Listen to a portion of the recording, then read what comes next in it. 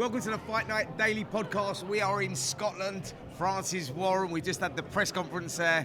Josh Taylor versus Ekow Essuman. Great fight, by the way. It is a great fight, and you know there's a lot of ifs and buts and maybes within it. I mean, for me, Josh Taylor's fight with Riga's Prograis, I think for me was one of the best fights I've ever seen. I think the inside work that Josh provided that night, but it was at super lightweight. Ekow Essuman's a welterweight, and we've got to see how Josh gets on up there. Listen, you talk about that super lightweight, and I think we saw in a lot, especially the last couple of Jack Catterall fights we saw with Josh Taylor down at super lightweight. He was dead at the weight. I remember being with him actually after the first Jack Catterall fight. We had a good night afterwards. We was there, and I said to him, mate, you look dead at the weight in the scales. I think it was long overdue that he moves up to welterweight, and it's an interesting fight taking on Ekow Essuman, who's proven, who's tough, who's got character. But he said that's what he was looking for at this stage of his career. Yeah, I mean, listen, Josh up there, he said he feels like, he feels fresh. He feels, he can eat tonight. He's not struggling with the weight, not before the weigh-in. But Josh obviously has campaigned at world level down at super light. Ekow's campaigned at welterweight pretty much his whole career. Yeah. So I think that how each guy deals with what they got what they got in front of them is going to be a really interesting one. I mean, Josh is 34 years of age. What would the roadmap be for him, Francis? Like, he comes through this fight. Let's say he comes through this fight against a very tough opponent in Ekow Essuman. He comes through and looks good in doing that. What would the roadmap be? Like, how quick would you want to move him? There's talk, we saw Conor Benn, putting that great fight up against Chris Eubank Jr. He's talked about coming back down to 147. Are you looking at those sort of names, those sort of fights, or are you looking at world titles? I think so. But the thing is, I think you've got to say what's next for both guys. Who the winner. It's not. I don't think it's what's next for Josh. I think both guys, if they come through one another, they both deserve to be in with a shout for a world title. Absolutely. Listen, before we move on and talk about other stuff, we may as well bring in Ekow Essuman, who's just turned up here. Ekow, how are you, mate? If you want to just jump in the middle there. Look, we've just been talking about this fight against Josh Taylor. What an opportunity for you, by the way, former undisputed world champion. You coming up here into his backyard, is it? That's testament to you. It says a lot about your character. Oh, well, if you want to do great things, you got to do great things. So it's just another step along my path. Yeah, I mean, what is the path for you? Where do you see yourself going? Like, you've taken this fight against Josh Taylor. Let's say you come out victorious here. What is the roadmap for you? Where do you see yourself? I will come out victorious, and then it's the world champions I'm going after. It's the world titles. You prepared for the Lions Den, because that's what it is, that Hydro Arena. We were there before, and I remember the first Jack Catterall fight there. I mean, they come out, they're massive fans here, and Josh Taylor is so popular. Diamonds are made under pressure. Yeah. And you're going to deal with it on Saturday, yeah? It's my job. It's my job to deal with it, so that's what I'll do. Do you know what? Looking back a couple of fights ago now, before the Ben Vaughan fight, that fight that you had with Owen Cooper, that told a lot about you to me, as in character. You go, that second round, man, that knockdown was a heavy knockdown. The way you come back from that was remarkable in the way you finished that fight. Yeah, I mean, if you're going to chuck bricks, you got to be able to hold them as well. So you throw big shots, you take big shots, you get up, you throw even bigger shots. You say you're known as the engine. Tell me, how difficult is it going to be for Josh Taylor on Saturday? I'm known as the engine, but if everyone knew what I was really like, they probably would call me something else. So it's gonna be difficult. Francis, we were talking about it before. It's a difficult task for Josh, right? Because he's unproven at welterweight.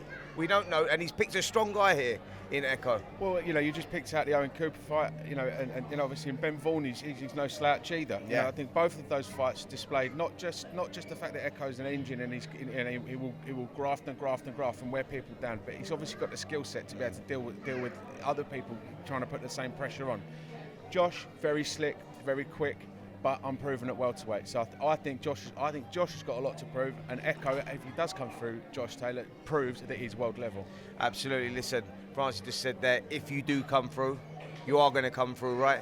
Give us a prediction. When I do come through. Nice. Ekow Essuman win. Brilliant. Well, listen, Ekow, thank you so much for joining us, mate. Brilliant speaking to you, as always. Looking forward to that fight on Saturday night, man. We know what you bring. All right, pleasure, man. You jump through that. Brilliant. Listen, that's a great fight, mate. Great I'm fight, loving that. absolutely. I mean, look, he's a very respectful kid, isn't he? But like, we know exactly what he's all about, don't we? Absolutely, yeah, absolutely. You know, as I just said, the engine with the skills to pay the bills. Yeah, absolutely. Listen, look, Francis, there's so much else going on in boxing right now. I mean, let's talk a little bit. Let's move on just quickly. I want to talk a little bit about the Daniel Dubois fight with Alexander Usyk there, because I've never really spoken to you about this one. Huge fight and opportunity for Daniel, who's proven, you know, he's developed, isn't he? Well, if you cast your mind back a few years, you know, people were writing Daniel off. You know, he's gone away, he's reset, and he's grown as a not just a fighter but as a man. He's developed into an absolute monster of a fella. He's come through adversity. He's got, you know, a couple of losses on his record. Once, you know, a tough fight against Joe Joyce all them years ago, and obviously, you know, the other person to take a scalper from Daniel is Usyk, which he gets to rewrite what he thinks is a wrong. Yeah.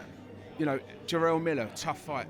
Hrgovic, tough fight. And then what he did to Anthony Joshua at Wembley Stadium was phenomenal. And we're back at the same scene. We're back in the same stadium for him to hopefully become undisputed heavyweight world champion. Absolutely. Listen, I've been catching up with Don Charles and I quite a fancy lot. him to do it. Absolutely. Listen, I'm sort of with you, mate. Don Charles, they're working on a game plan. Yeah. And trust me, speaking to him yesterday, Don, about, you know, the little adjustments that they need to make in the way that Daniel is there. It's a serious fight. If anyone's going to beat Alexander Usyk right now, it's Daniel Dubois. But that moves me on to another heavyweight, a young prospect. You've been with Daniel from the beginning, and another one here, Moses Itauma. Yeah. What a fight here. Mike Balogun is a tough guy. He's a tough guy, you know. People, you know, give you a bit of criticism. Balogun. Sorry. Yeah, I mean, you know, Balogun can bang. Yeah. And, you know, he's an athlete. He's a former NFL player, and so he's a naturally gifted athlete who's got a great engine on him, and he's got scalps. The only person to beat him is Gassiev. Yeah. You know, so he's 21-1. You can only beat what's put in front of you. And the guy in front of him on Saturday night is the phenomenon that is Moses Itauma. Yes, we all expect Moses to come through it. But how does he come through it? Does he take his time? Does he get rounds in the bank? Does he go out there and try and get rid of him like he got rid of Dempsey McKean? It's all about working to the game plan that him and the team put together.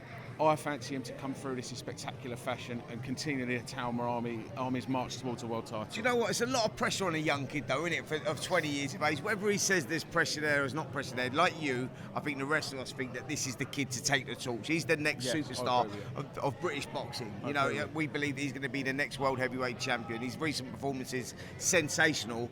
And he goes in against a kid who can whack a bit in Balogun, and he's pretty unknown, and he's been beaten once by Gassiev. He got flattened in two rounds.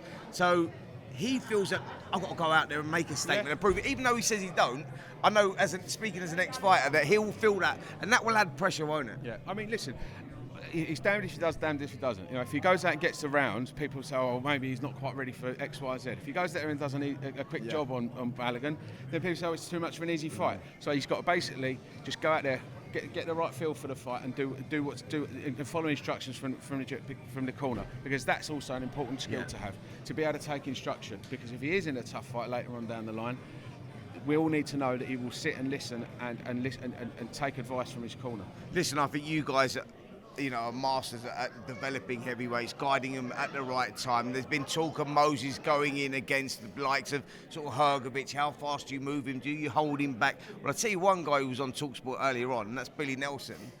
And Martin Bakole, he was saying, listen, mate, if they think that now Martin's not at that level, we will take that fight sooner rather than later, even as early as August. Let's do it. Let's do it. Well, is that a fight that you would like to do? Absolutely. I think, listen, until the big guys come along, we know that Moses is learning, but I think every fighter's always learning on the job. You know, Daniel Dubois will still say he's learning in the gym, and he's fighting for the undisputed. So although you're learning, doesn't mean that you can't go and do the business with some of the big guys at 20 years old or 30 years old. If a Hrgovic, Bakole presents itself at some point this year, we'll grab it with both hands, as long as we all agree it's the right fight for Moses at the time. Listen, Martin Bakole, it's skill mad, set mate. wise, We're not talking about like less than 6 months ago, we're talking about Bakole being the most avoided heavyweight in the division. Now you're going, bring it on. Maybe he's avoided because the fights were too difficult to make, because Billy keeps trapping off all the time. Maybe that's the problem. Yeah, absolutely, absolutely. Listen, Tell me, what are you looking forward to as well on this card? I mean, what's the fight that really stands out for you? Well, Nathaniel, Collins McGregor. absolutely. I mean, Nathaniel said it himself. That could be the headliner in its own right, and it could be the next King of Scotland. Yeah, absolutely. The winner of that fight. Absolutely. Where does the winner of that fight go, by the way? Well, that puts them in the top 2 in the WBC, so they've got to be knocking on the door for a world title. Yeah, I'm looking forward to that, mate. Looking forward to Saturday night as well. Francis, it's been an absolute pleasure. And guys, before we wrap this podcast up today, we had some very sad news that a good friend of mine, someone that I've become very close with in Georgia O'Connor, sadly passed away today. So I had some great memories of Georgia in recent times. When she got ill, we used to speak quite a lot on the phone, and she was really a character, huge character. That she never ever got down about the condition that she was in, and unfortunately we lost a beautiful young soul in Georgia O'Connor today. My thoughts and prayers go out to her family at this very sad time.